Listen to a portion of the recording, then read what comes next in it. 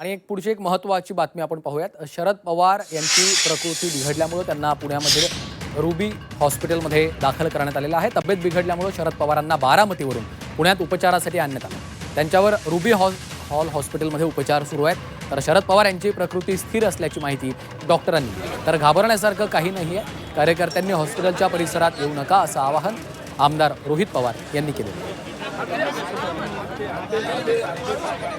साहेबांना बघतो आहे। थोडंसं फिजिकल एक्झर्शन झाल्यामुळे छातीत कफ झालेला आहे, म्हणजे छातीत थोडंसं कंजेशन आहे आणि आम्ही योग्य त्या तपासण्या पाठवलेल्या आहेत आणि ट्रीटमेंट चालू आहे। आत्ता कंडिशन एकदम स्टेबल आहे आणि तपासणी आल्यावरतीच आम्हाला जे काही त्याच्यात बदल करायचा असेल ते बदल करू।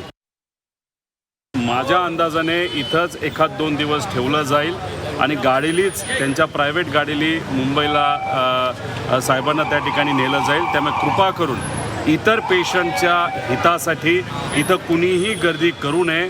पवार साहेबांना कोणालाही त्या ठिकाणी भेटता येणार नाही, कारण का इथल्या हॉस्पिटलचा प्रोटोकॉल हा योग्य पद्धतीने फॉलो केला पाहिजे असं सुप्रियाताईंचं आणि आमच्या सर्वांचंच त्या ठिकाणी मत आहे।